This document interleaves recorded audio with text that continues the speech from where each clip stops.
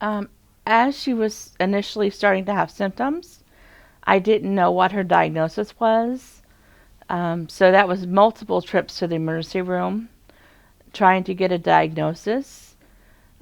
They were saying it was anything from a cardiac condition to a panic disorder until we were finally able to get epilepsy. So I had to be an advocate the entire way because the first place I had taken her to was a neurologist who told me there was nothing wrong with her neurological system, and I just chose not to accept their pat answers and their diagnosis. So I was always her advocate.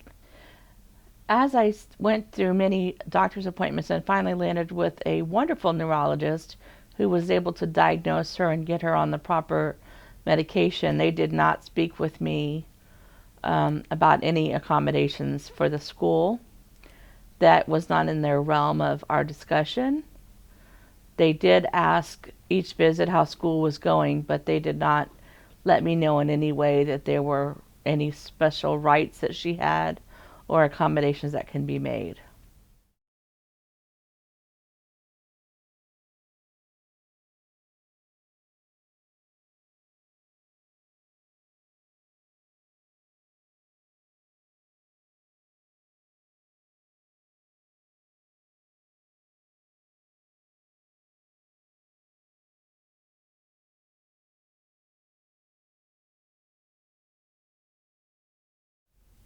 Having the passport gave me the ability to know which questions to ask. So the confidence level was higher with the passport. Just not knowing what to ask for is this probably the scariest part because you want to advocate for your child and you just don't know where to start. So having the passport was very beneficial in starting the conversation.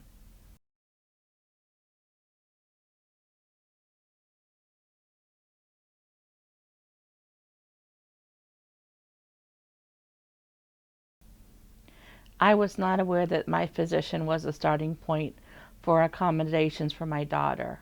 Once I became aware of the passport to education, that's when I took it to the doctor and went through that process with him, and he documented at that time. And I was able to get his documentation to give to the school to have the accommodations done. But prior to me bringing the passport to his education to his office, he had made no mention of what the accommodations could be.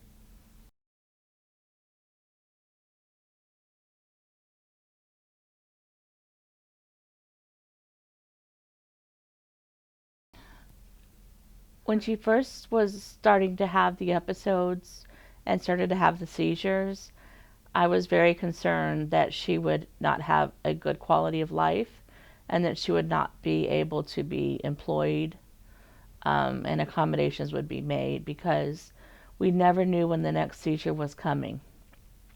And so it was constantly living in fear of that phone call that she'd had a seizure, and um, her life was limited by where she could go and who she could be with. They had to know how to take care of her in that moment.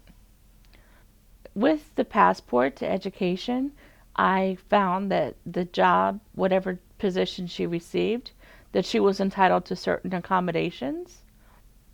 So it made it seem like as if there was a little glimmer of hope and that her condition would improve with medication and be managed by medication, and that she would find employment that would allow her to be successfully employed.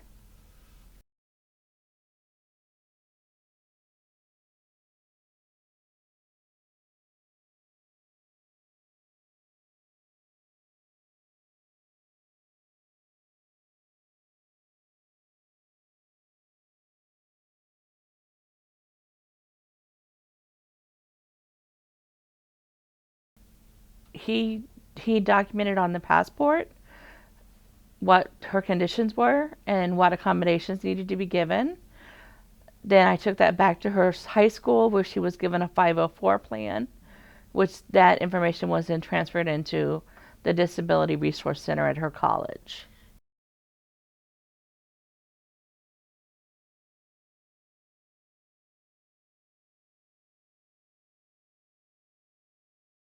My daughter is very much a self-advocate for herself, and she, as soon as she was enrolled in classes, she went to the Disability Resource Center and set up an appointment and made sure that they were aware of her conditions and what accommodations that she needed, so that when she was going to her first class, that she was able to give that information to the professors.